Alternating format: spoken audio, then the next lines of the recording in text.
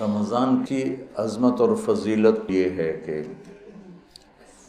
فرض 70 فرض کے برابر ہو جاتا ہے اور نفل فرض کے برابر ہو جاتا ہے۔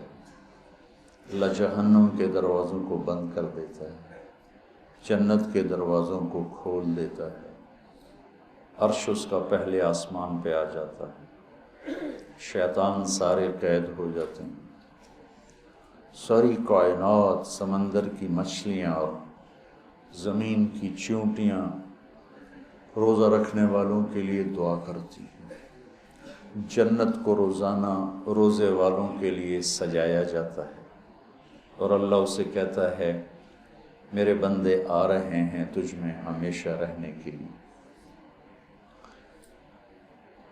اللہ کی طرف سے 24 گھنٹے ایک اعلان ہوتا رہتا ہے، کوئی بخشش مانگنے والا، کوئی توبہ کرنے والا، کوئی معافی مانگنے والا، کوئی بھی سائل جو بھی مانگے، ایک فرشتہ اعلان کرتا ہے نیکی کرنے والے آگے بڑھ تجھے بشارت ہو، دوسرا فرشتہ اعلان کرتا ہے برائی کرنے والے بس کر اور واپس ہو۔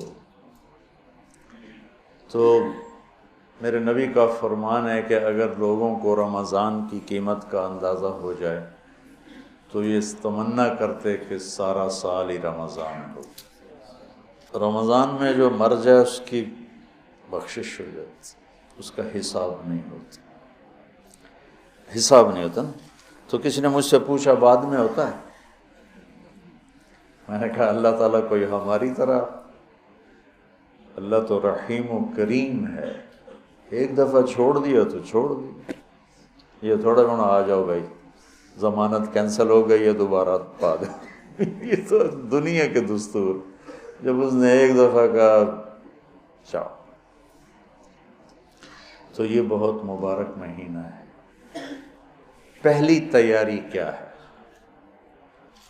کہ آج تک ہم سے جتنی خطائیں ہوئیں، کوئی زبان کی، کوئی آنکھوں کی، کوئی کانوں کی، کوئی معاملات کی، کوئی معاشرت کی، اس سب سے ہم آج پہلی رات ہے توبہ کر۔ آپ تو تھوڑے سے بیٹھے ہو، یہاں لاکھوں لوگ جڑے ہوئے ہیں، دو بڑی مصیبتیں ہیں، ایک غیبت ایک حسد۔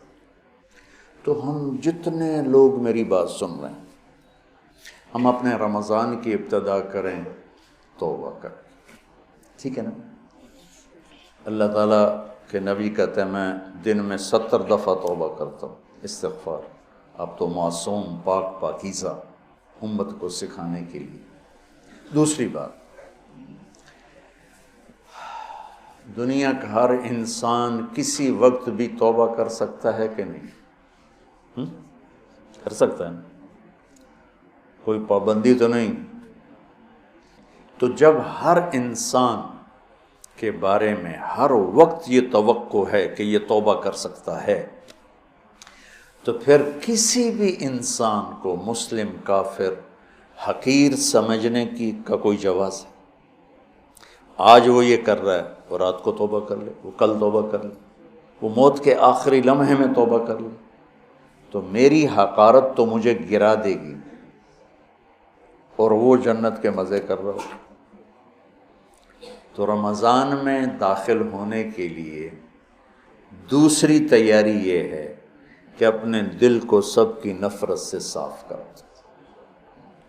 اللہ نے میرے نبی سے کہا لست علیہم بمسیطر، میرے نبی آپ ان کے اوپر کوئی ٹھیکیدار نہیں ہیں، یہ میرا کام ہے، بس آپ اپنا پیغام پہنچائیں۔ تو آپ اس پیغام پہنچانے میں سامنے کون تھے؟ کافر، اور آپ دیکھ رہے تھے اس کو ایمان نصیب نہیں ہوگا، یہ تو آپ کو اللہ نے نظر دی تھی، پھر بھی آپ نے اس کی اتنی منتیں کی ہیں۔ ابو جہل، آپ نے کہا میری امت کا فرعون ابو جہل ہے، اور موسیٰ کے فرعون سے بڑا فرعون ہے کہ موسیٰ کے فرعون نے مرتے ہوئے کہا توبہ کرتا ہوں، اور اس امت کے فرعون نے کہا گردن ذرا نیچے سے کاٹنا تاکہ لوگوں کو پتہ چلے کسی سردار کی گردن۔ آپ نے اس کے گھر کے اتنے چکر لگائے جس کے بارے میں جانتے تھے نصیب میں ہدایت نہیں ہے، کہ وہ کہنے لگا اے محمد بس کرتے، ہم قیامت کے دن گواہی دے دیں گے کہ تو نے ہمیں اپنے رب کا پیغام پہنچا دیا تھا، اب بس کرتے۔